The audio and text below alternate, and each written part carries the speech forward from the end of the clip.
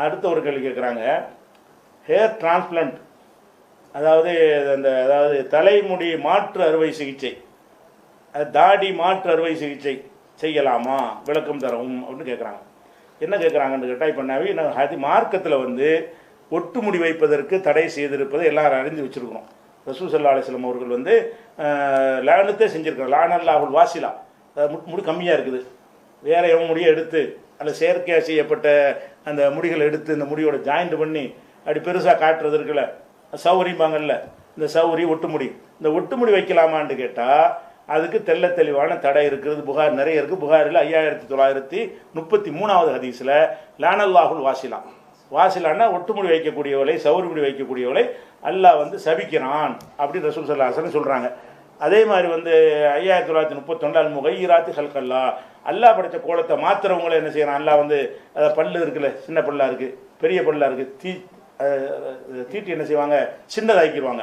இப்படி செய்கிறவங்கள ரசூலுல்லாஹ் சொல்லும்போது இவங்களே அல்லாஹ் சபிக்கிறான்னு சொல்கிறாங்க. இப்படிலாம் ஒரு தடை இருக்கும் பொழுது நமக்கு என்ன ஆச்சுன்னா, ஒருத்தனுக்கு வழுக்கை ஏற்பட்டு போச்சு.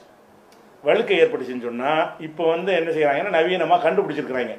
அதாவது இந்த வேறு பகுதியில் உள்ள முடியை எடுத்து, இங்கே முளைக்கக்கூடிய இடம் தானே, அதில் உள்ள வெட்டினா மரம் முளைச்சிக்கணும், அவன் முடிவை எடுத்து இந்த பதிகை மாதிரி போடுறாங்க, அவனுக்கே வைக்கிறாங்க.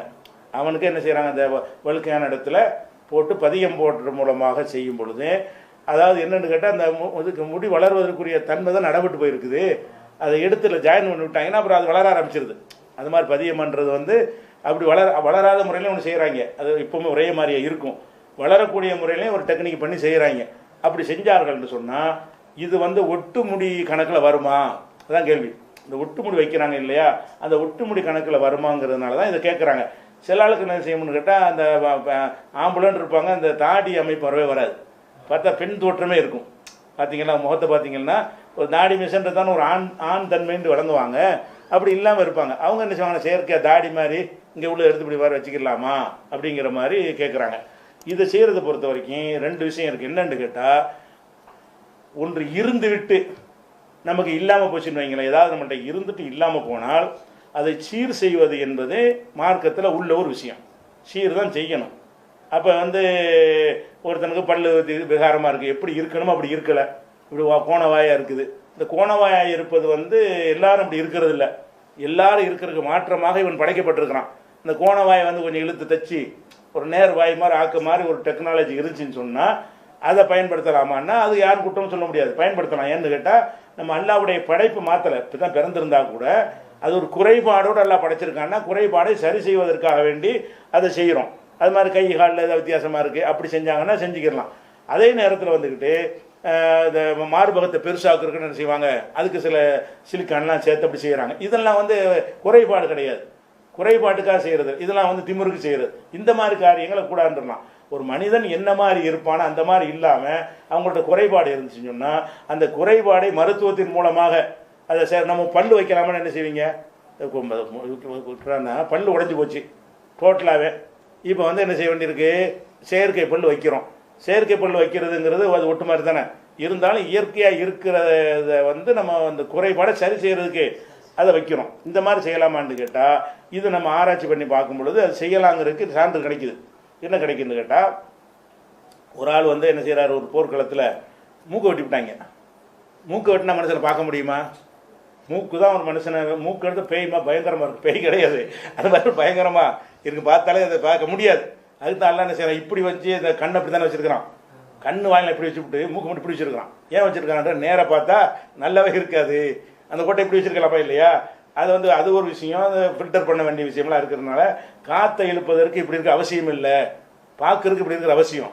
கண்ணுக்கு இப்படி வச்சா பார்க்க இயலாது, மூக்கு இப்படி வச்சா தான் என்ன செய்ய முடியும், காற்று தானே இப்படி இழுத்துடலாம்ல. அதெல்லாம் கணக்கு பண்ணி ரஹ்மான் என்ன செஞ்சுருக்கிறான், மூக்கு வச்சுருக்கிறான். மூக்கு அறுத்தவனா பயங்கரமாக விகாரமாக இருக்குது, வெளியே நடமாட முடியல.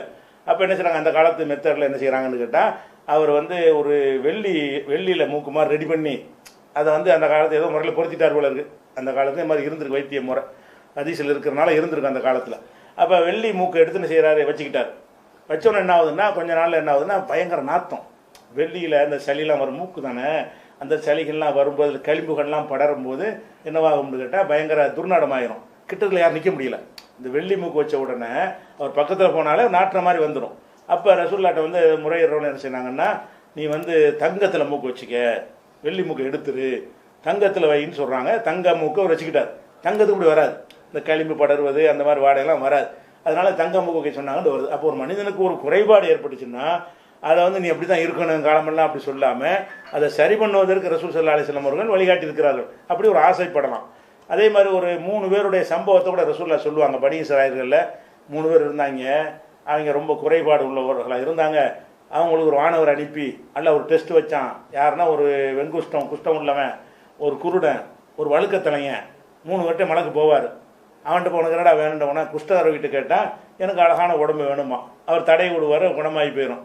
அது மாதிரி வழுக்கை கருதலைன்ட்டு போய் கேட்பார், உனக்கு என்ன வேணுண்டு, எனக்கு அழகான முடி இருந்தால் போதுமா. வழுக்கை தலையை சரி செய்கிற கோரிக்கை வைக்கலான்னு இருக்குல்ல, கேட்குறாரு. அவர் தடை விட்டு என்ன செய்ய, அந்த காலம் தடை விட்டு உண்டாக்கி இருக்கிறாரு. மருத்துவத்தில் முடியும் என்றால் தப்பா? அதை இப்போ குஷ்டத்துக்கு தானே வருது. குஷ்டம் வந்துருச்சுல, குஷ்டம் ஒரு நோய் மாதிரி, வழுக்கை ஒரு நோய் தான். அவர் தடை விட்டோன்னா அவனுக்கு குணமாகி போச்சு. யாருக்கு? வழுக்கைக்கு. மழை அல்ல அப்படி செய்கிறான் சோதனைக்காக வேண்டி. இது வந்து புகாரில் 3464 பெரிய ஹதீஸு. சுருக்கத்தை மட்டும் சொல்கிறேன்.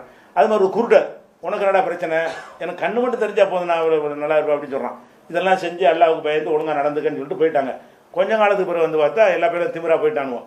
இவன் வந்து குஷ்டத்துக்கான அடங்கி கிடந்தவன், நல்லா போடுறவனை செய்ய ஆடாத ஆட்டம்லாம் ஆடுறான். அவன் வழுக்கத்துலையும் அந்த மாதிரி இருக்கிறான். குருடன் அந்த பார்வை வந்தவொடனே பழைய மாதிரி அவன் இல்லை. அவன் இறைவன் ஒரு அருளை செஞ்சுட்டான்னு பயப்பட மாட்டேங்கிறான். கொஞ்சம் நாளைக்கு பிறகு என்ன செய்கிறான்னு கேட்டால், அப்போ இந்த மாதிரி அவரை அதே வானவர் அனுப்புகிறான். அல்ல என்னடான்னு கேட்டவுடனே, இந்த மாதிரி நீ என்ன செய்து, உனக்கு என்னடா விஷயம் அப்படின்னோடனே ஒவ்வொருத்தர் என்ன செய்கிறான், பொய் சொல்கிறான். என்னடா நீ என்ன இப்படி இருந்தே கண்ணு இல்லாமல் இருந்தீங்க, அதெல்லாம் இல்லை, நான் நல்லா தான் நடந்துகிட்டு இருக்கேன் அப்படின்னு சொல்லி அதை மறுக்கிறான். இப்படி ஒவ்வொருத்தட்டையாக கேட்கும் பொழுது அப்போ அந்த வழுக்கை தலைமுறை என்ன செய்வான்னு கேட்டால், இல்லை நான் வந்து இந்த மாதிரி இருந்தேன், அல்லாஹ் வந்து எனக்கு இந்த அருளை செஞ்சுட்டான் அப்படின்னு சொல்லி அதை அவன் மட்டும் கரெக்டாக நடப்பான். அப்போ இதை எதுக்கு சொல்கிறோம்னு கேட்டால், அந்த வழுக்கை தலையாக இருந்த ஒரு ஆள் வந்து ஒரு கோரிக்கை வைக்கும்போது, வழுக்குன்னா வழுக்கு நுட்டு இதுன்னு கோரிக்கை இதெல்லாம் அல்லா தானே சொல்கிறான். மலைக்கிட்ட கேட்கும்போது அர்த்தமற்ற கோரிக்கை ஏன்டா செய்யறது, தடை செய்யப்பட்ட கோரிக்கையாக இருந்தால் ஏற்றுக்கிறக்கூடாது. அவர் அந்த கோரிக்கை வழுக்கை போகணும்னு நினைக்கிறது ஒரு ஆணுக்குள்ள ஒரு ஒரு ஆசை தான். அதனால வந்து அந்த மார்க்கத்தில் இப்போ செய்யலாம். இப்போ குறைபாடாக இருக்கும் பொழுது நம்மள்ட்ட இருக்கிற குறைபாடை நீக்குவதற்காக வேண்டி, குறைபாடுனா இருந்துட்டு இல்லாமல் போகிறது குறைபாடு தான். அல்லது பிறக்கும் பொழுது ஒருத்தருக்கு ஒரு 2 பல்லு கூடுதலாக இருக்குது, அது குறைபாடு தானே. ஒரு 6 விரல் சிலருக்கு இருக்கும், 5 விரலுக்கு பதில் 6 விரல் இருக்கும். அல்லாஹ் படைச்சாந்து இருக்கணும்னா அப்படி இருக்க தேவையில்லை. பொதுவாக என்ன மாதிரி இருக்கணுமோ அது ஒரு குறைபாடு எனக்கு இருக்கிறது. குறைபாடை சரி செய்வது என்கிற வகையில் இதை வந்து என்ன செய்யறதுன்னு கேட்டால், அந்த விரலை எடுத்துடலாம். பார்த்தா எல்லோரும் கேள்வி பண்ணுறாங்க, அது எடுக்க வந்து மருத்துவத்தில் வலி இருக்குது, அதனால் பாதிப்புன்னு செய்யக்கூடாது. அதனால் ஒரு பாதிப்பு இல்லைன்னு சொல்வார்களே, ஆனால் அதை செய்வது தப்பான தப்பு இல்லை. அந்த மாதிரி செயற்கை முறையில் நம்மள்ட்ட ஒரு குறைபாடு இருந்து நல்லா இருக்கிற போட்டு இது பண்ணக்கூடாது. குறைபாடு இல்லாத ஒன்றை அழகுக்கு அழகு சேர்க்குறேன்னு சொல்லிட்டு, உதாரணமாக நான் கருப்பாக இருக்கிறேன், வெள்ளை ஆகுறதுக்குன்னு என்னத்தையா சொல்கிறான்னு வைங்க.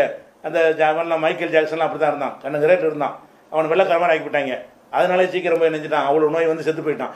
அந்த மாதிரி கெமிக்கல் போட்டு என்னை வெள்ளையாக்குறேன்னா என்ன செய்யக்கூடாது. அது குறைபாடு கிடையாது. வெள்ளையெல்லாம் ஒரு குறைபாடா, அழகு குறைவெல்லாம் குறைபாடா? அழகு குறைபாடு இல்லை. இது வந்து குறைபாடுனா அந்த உறுப்பில் உள்ள கூடுதல் குறைவு.